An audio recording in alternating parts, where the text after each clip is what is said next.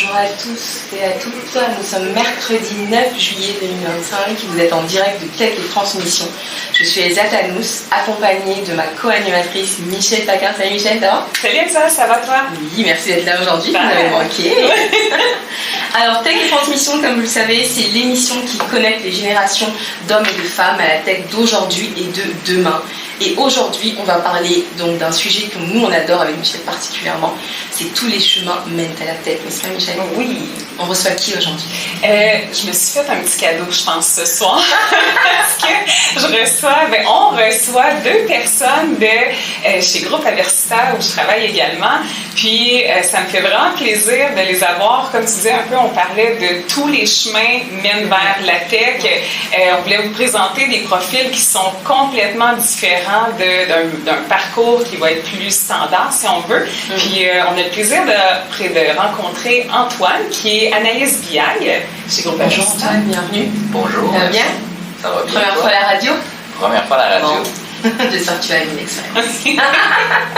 Et on a également Katia qui va joindre l'équipe la semaine prochaine également. Donc, une nouvelle recrue avec nous. Oui, exactement. Puis c'est nous qui l'a fait bifurquer. Non, on va vous expliquer son parcours, mais qui l'a fait bifurquer vers la tech, donc on est très contents. Parfait, bonjour Katia, bienvenue. Première fois à la radio?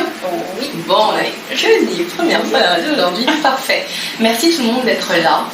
Sans plus tarder, on va commencer. Et donc, première question pour briser un peu la glace, ça va être qui êtes-vous? Parlez-moi de vous, de votre parcours.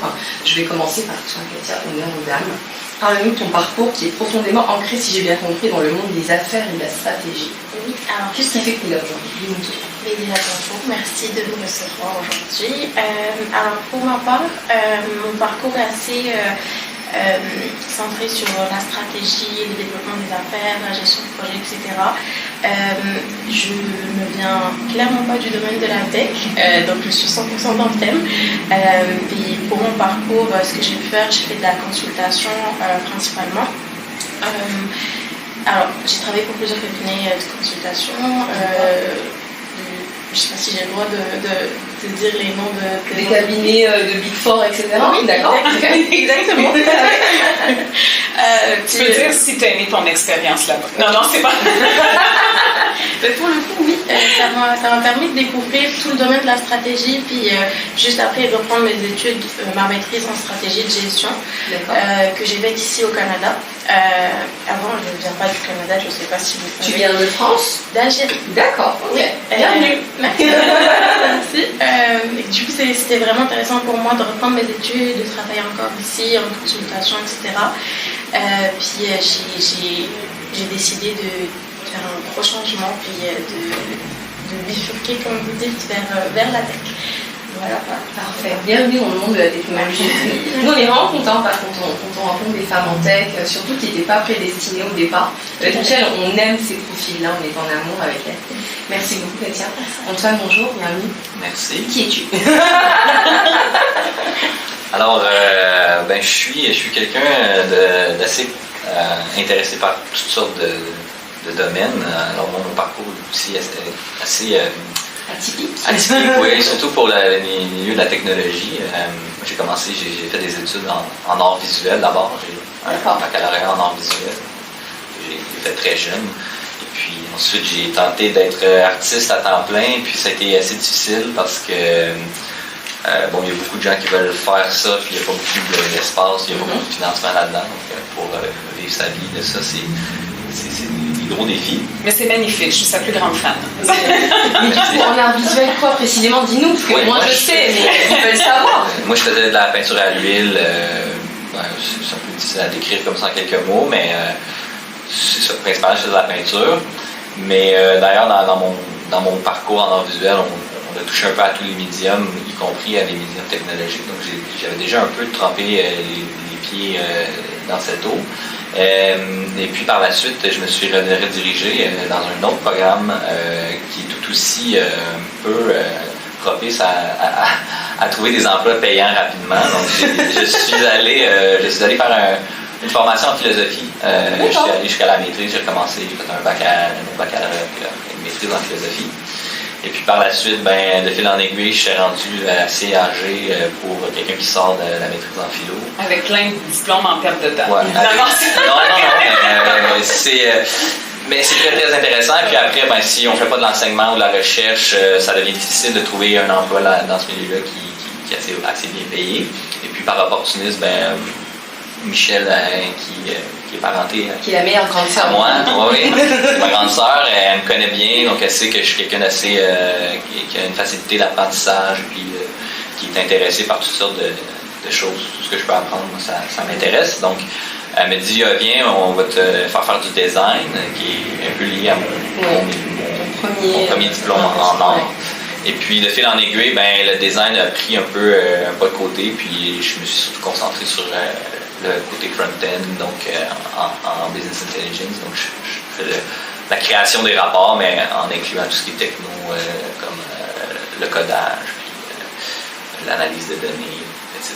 Donc, c'est un petit peu ça aussi. La partie philo prend un aspect assez important au niveau de la logique qu'on va appliquer techniquement. Donc, il y a beaucoup de rigueur logique en philosophie qui peut être facilement transférable comme compétence au niveau des technologies de l'information. Merci beaucoup Antoine. C'est hyper intéressant ce qu'il dit parce qu'on a un profil en face de nous qui commençait en art visuel, en peinture, qui a fait de la philo, et surtout designer UX UI. Les gens ne se rendent pas compte à quel point on peut démarrer avec n'importe quoi, puis finir dans un domaine qu'on aime bien, puis qui est plus payant pour la philo. C'est la petite blague de la soirée. Mais merci beaucoup pour ce partage parce que je sais que ça va inspirer plus d'une et puis plus d'un aussi. Ce que tu dis. Katia, si je reviens à toi, tu débutes dans le domaine. On l'a bien compris tantôt. En quoi est-ce que tu crois que tes études en stratégie en affaires internationales dont tu nous parlais tantôt, ça va donner un avantage ou une perspective unique dans ce que tu vas faire bientôt? Alors c'est une très bonne question. Pour ma part, j'ai un certain... Ce qui m'a attiré le plus vers la tech, c'est mon besoin de logique. J'ai besoin que les choses soient vraiment organisées, puis j'ai besoin de comprendre. Et je pense que l'aspect technologique peut m'apporter ça dans mon travail. Puis tout ce qui est stratégie, gestion de projet, etc., ça vient complémenter tout ça. Ça donne une vision plus globale de l'entreprise, du client ou de la solution qu'on propose. Et que je trouve que ça peut vraiment être intéressant de jumeler puis de mettre en ensemble toutes nos capacités. Puis ça peut vraiment donner de plus belles solutions. Donc tu arrives à utiliser ce que tu as appris avant dans ce que tu vas faire maintenant. Ce que je vais faire, ce que je commence lundi, mais j'espère oui, et j'y crois fortement et je pense que ce que j'ai pu apprendre dans mes études, mes expériences de travail, etc., peuvent vraiment être un plus et un atout pour le travail que je vais faire. Puis, est-ce que je peux me permettre une question? On l'a dit, c'est qu'est-ce que tu vas faire? Est-ce que tu as une crainte par rapport à ça, de te lancer dans un domaine qui est complètement différent de ce que tu connais présentement? Alors, ce serait mentir de vous dire non à 100%. Je pense que ma plus grande crainte, puis je vous dis ça entre nous. Entre nous, tout le monde. Un million. On ne le dira à personne, t'inquiète pas. C'est vraiment le jargon. Tout ce qui est diminutif, acronyme, etc. Ouais. Ça, je pense que les gens ont souvent tendance à s'habituer et prendre l'habitude de parler de mots. En acronyme, en fait, surtout dans le domaine de la technologie. C'est vraiment ma première crainte. C'est trop drôle que tu dis ça parce que tu te rappelles, Michel, on avait fait une émission où on n'arrêtait pas de vulgariser les acronymes pour que justement les gens comprennent le vocabulaire. C'est très très intéressant. Écoute, tu peux avoir un dictionnaire. Mais tu es bien entourée parce que chez Aversa, c'est une grande histoire de famille. Là. La grande sœur d'Amira travaille avec nous aussi. Donc, elle a le meilleur mentor. On fait un coucou à Aversa qui est un partenaire précieux chez DJ Omen. Donc, merci encore d'être là. Je te repose la même question à toi, Antoine. Ta crainte, tu sais que tu passes de la peinture, tu fais un bac en philo. Est-ce qu'à un moment donné, tu te dis, vais-je finir par faire quelque chose avant que Michel arrive et qu'elle te propose le design? Et maintenant que tu fais le design, est-ce que tu te dis que le chemin en valait la peine? Est-ce que tu aurais préféré avoir un parcours plus linéaire?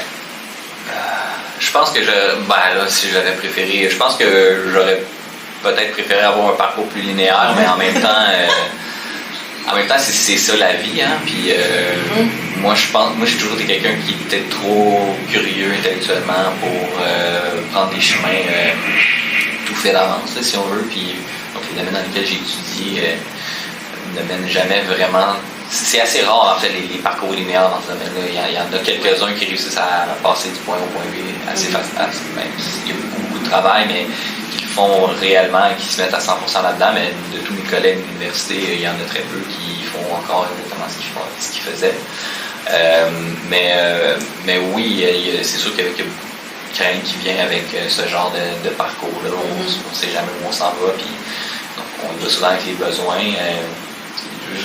D'ailleurs, pour revenir sur ce que Katia disait, les acronymes, il ne faut jamais avoir peur de poser des questions.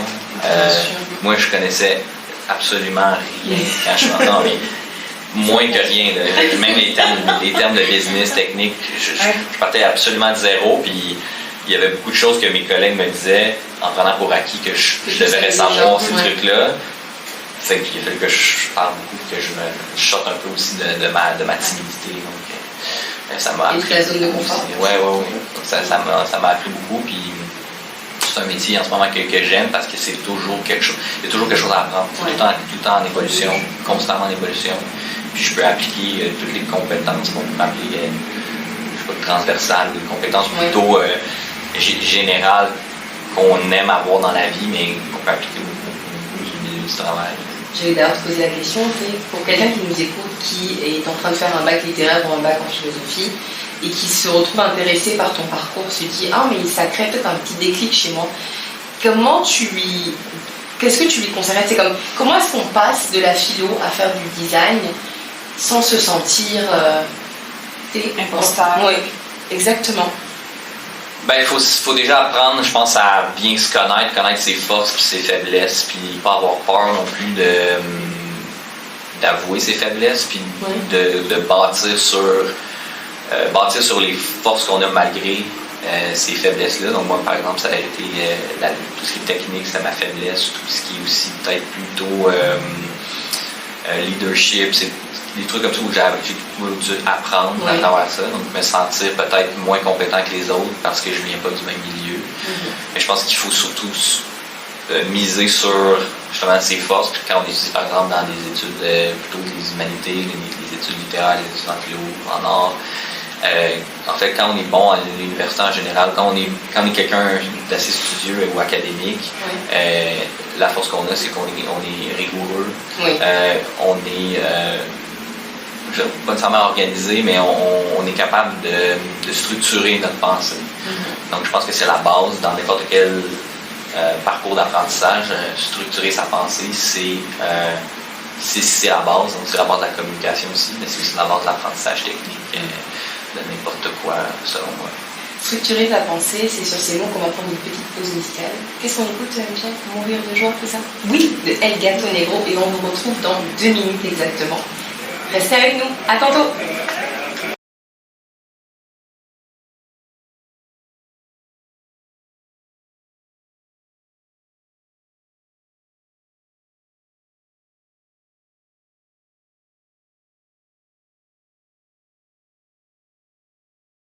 Tout le monde, on revient de la pause musicale, on espère que vous avez apprécié cette chanson.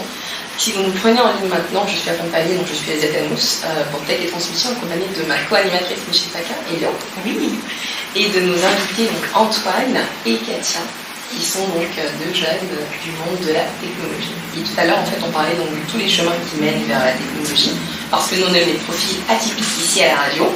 Et pour continuer cette superbe discussion, Katia, j'ai une question pour toi. On peut parler tantôt, pendant la pause, de ton parcours un peu d'immigration. Tu es une nouvelle arrivante ici au Québec, n'est-ce pas? C'est ma 3e année. Ah, bon, ça va, intermédiaire.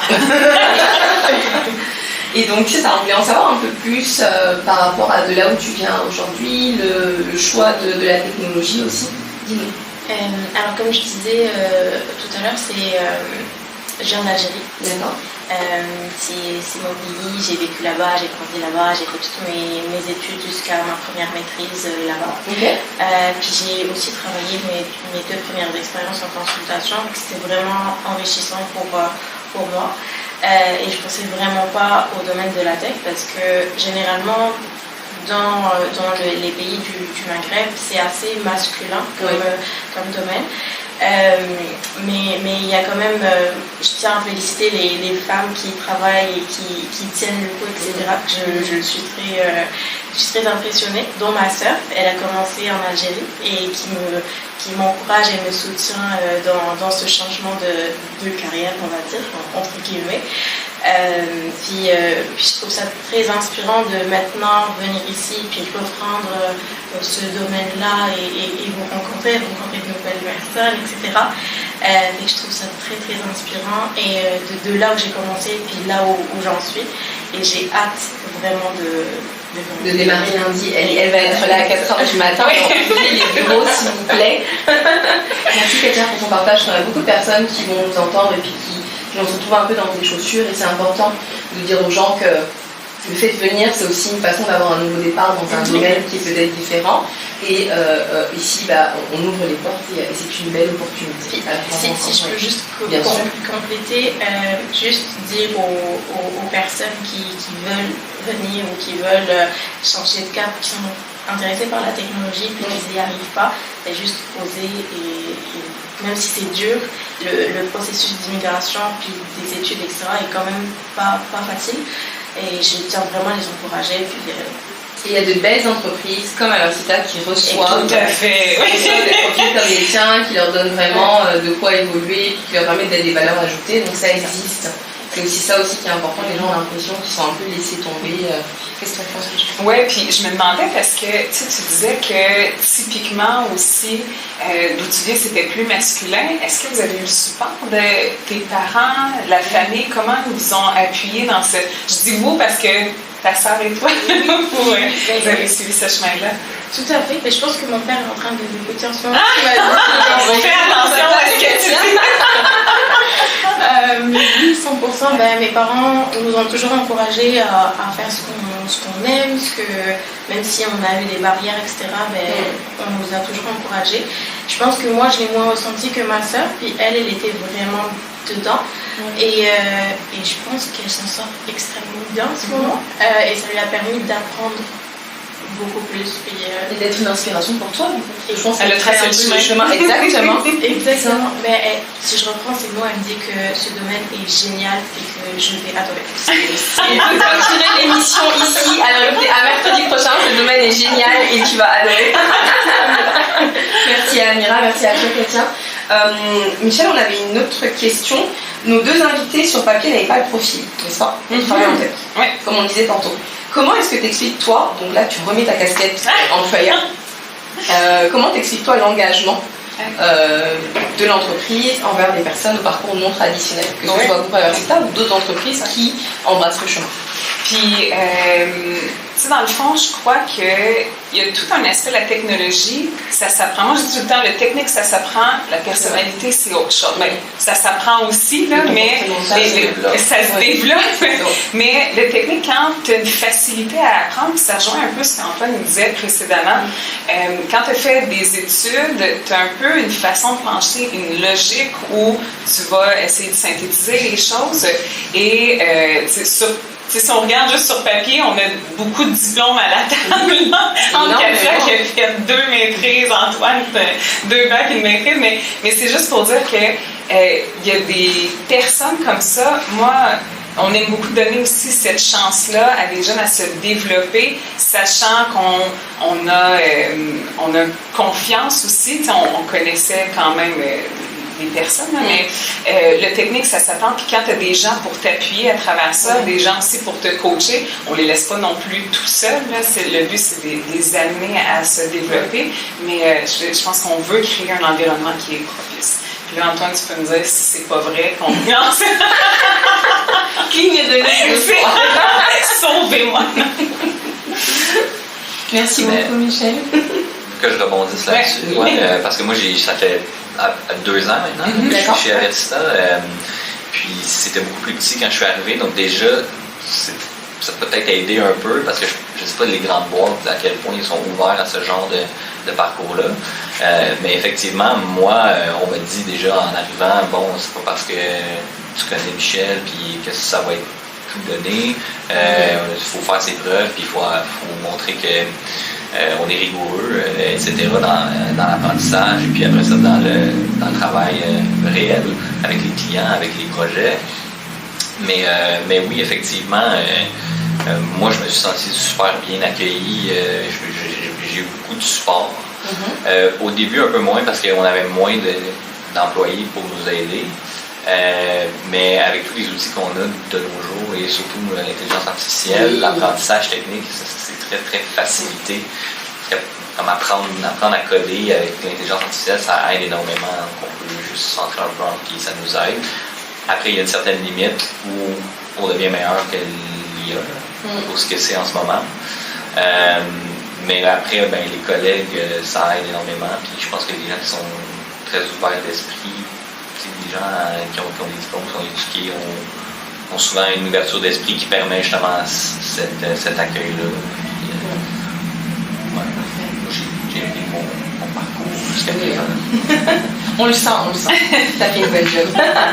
Merci encore à vous deux. Il nous reste à peine moins de 2 minutes pour clôturer. La tradition ici, c'est de nous donner votre mot de la fin, d'encourager quelqu'un qui va nous écouter ce soir. Donc, je vais commencer par toi, Katia. Quel est le mot de la fin pour quelqu'un qui, comme vous deux, un parcours atypique, puis qui s'est dit aujourd'hui, je suis intéressée. Ils m'ont donné le goût. Alors, je dirais oser. C'est vraiment le nom. Puis être curieux. Vraiment ne pas hésiter à poser des questions, à y aller. Puis même si on ne sait pas, on saura après. Il n'y a pas documenter. Pas de tâche. Exactement. Et juste oser en fait. Oser, c'est la première étape. Oser. Exact. Puis la suite, je vous dirai peut-être une autre fois. Tu vas revenir, t'inquiète pas, c'est une invitation. Pour aller rapidement, moi je dirais juste faites-vous confiance. Moi c'est quelque chose que j'ai beaucoup de difficulté à faire en général, mais quand on est bien entouré, ça aide à se développer à ce niveau-là. Puis je pense que c'est une des clés, c'est vraiment de faire confiance à nos capacités, puis se faire confiance en tant que personne. Parce que je pense que c'est ce qui fait qu'on peut aller dans n'importe quelle direction après. Merci. Michel? Oui, j'abonde énormément dans ce que vous dites, là, puis c'est pas pour rien qu'on a le programme aussi, là, J'ose la tech avec les jeunes dans les écoles. Ça le dit, oser la tech. Puis j'aime aussi, les deux, vous en avez parlé à des moments différents. Ayez pas peur de poser des questions, n'ayez pas peur du ridicule. Quand tu le sais pas, tu vas le savoir après. Une fois que tu as posé la question, donc ça c'est important parce que des fois, peut-être que le sentiment du jugement ou quoi que ce soit, mais il faut passer à travers cette barrière-là. Puis quand tu as des collègues pour t'entourer, puis de supporter à travers ça, ça va. Savoir s'entourer, puis savoir aussi taper à la porte d'entreprises qui vous donne aussi la chance de pouvoir grandir en compétences. Ça c'est hyper important. Merci encore à tous les deux d'avoir été là. Merci à ma co-animatrice d'avoir été là aujourd'hui. On retrouve l'émission tous les samedis de 9h30 à 10h en diffusion. Et dans une semaine, elle sera sur YouTube et sur Apple Podcast pour les gens qui veulent nous écouter. Donc c'était Tech et Transmission animé par Elisabeth Anous et Michel Paquin. On a reçu Antoine et Katia. Et on vous dit à mercredi prochain. Merci, bye bye. Merci. Bye. Et voilà. Bravo! C'était bon! Bien, franchement, pour un last minute épisode. Ça passe vite. Oui, t'as vu, ça va vite. T'as l'impression que c'est 30 secondes. Et cette mouche qui s'est invitée là, dans notre épisode, on se demande ce qu'elle nous voulait. C'est une mouche bizarre. Moi, je vais lancer. J'ai adoré. Oui? Vous avez aimé? Vous aimez l'expérience? Ça me fait mal. C'est comme un podcast mais avec des pauses. Donc merci à tous les gens. Oh, j'ai oublié de dire merci à moi-même.